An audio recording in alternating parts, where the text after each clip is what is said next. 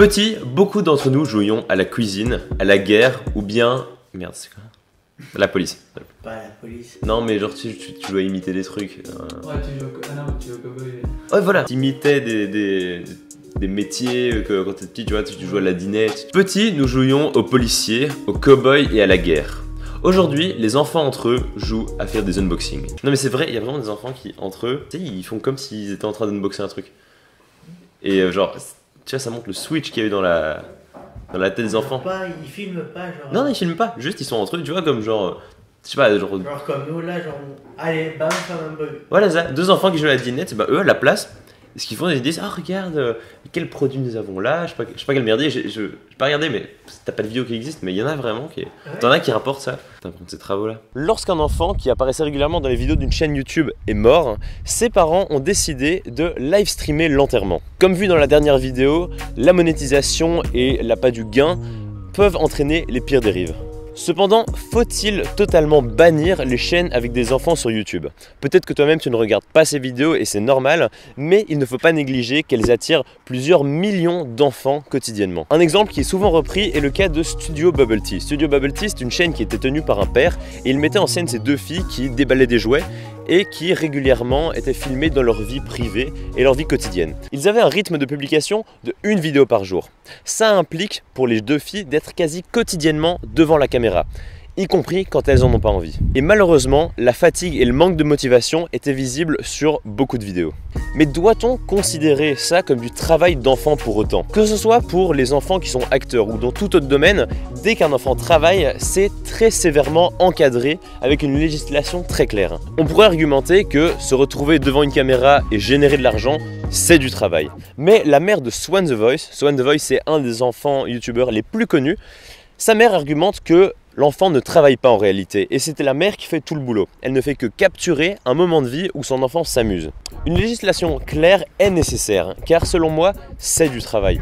Quand on doit tenir ce rythme de publication de vidéos effréné, qu'on prenne du plaisir ou non, c'est du travail tant que ça génère de l'argent.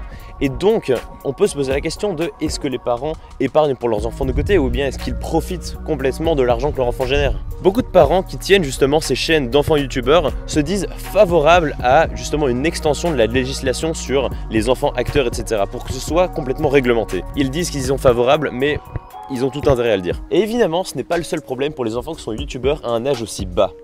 Souvent, la plupart de ces enfants ont moins de 10 ans. Et à 10 ans, c'est un âge où on se construit. Un enfant où l'enfant... Merde. Je te concentrais sur le lampadaire, j'avais peur que tu te le prennes. Et grandir dans un environnement comme Internet, qui est parfois sans pitié, peut être très dur et peut avoir des répercussions psychologiques sévères. Le risque de harcèlement auquel les enfants s'exposent est énorme. Certains argumentent que le harcèlement est de toute façon très présent à l'école et qu'il est là le cœur du problème auquel il faudrait s'attaquer. Mais lorsque ces enfants s'exposent sur Internet, ils s'exposent à plusieurs milliers de personnes. D'autres contre-argumentent que s'exposer plutôt au harcèlement permet de s'endurcir.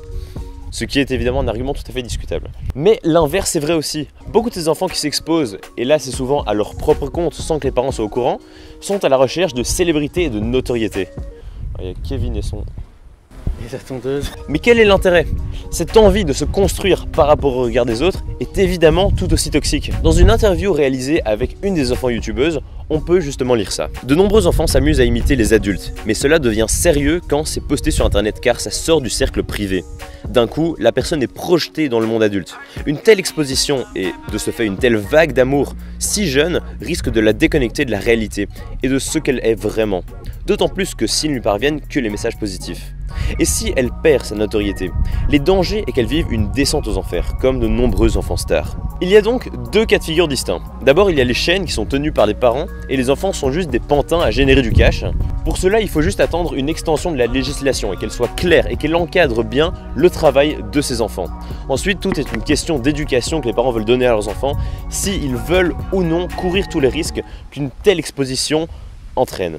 Le second cas de figure est le cas où les enfants décident de se lancer seuls. Dans ce cas-là, c'est aux parents de faire tout le travail, d'essayer d'en parler avec l'enfant et non pas l'interdire, parce que créer un interdit donne encore plus envie de le faire et il crée le risque que l'enfant se mette à faire des vidéos dans leur dos et qu'il n'ose pas venir les voir s'il y a un problème qui émerge. Il faut absolument en parler avec ses enfants pour qu'ils comprennent tous les enjeux. Il faut de la modération. Toutes ces questions autour des enfants sur YouTube viennent toucher à notre notion de ce qui nous semble éthique et ce qui nous semble juste. Et toutes ces questions ont donc des réponses très subjectives. Mais c'est à nous, ensemble, de réfléchir aux réponses à ces questions. Car l'éducation est un sujet tellement complexe qu'il ne peut pas être laissé de côté.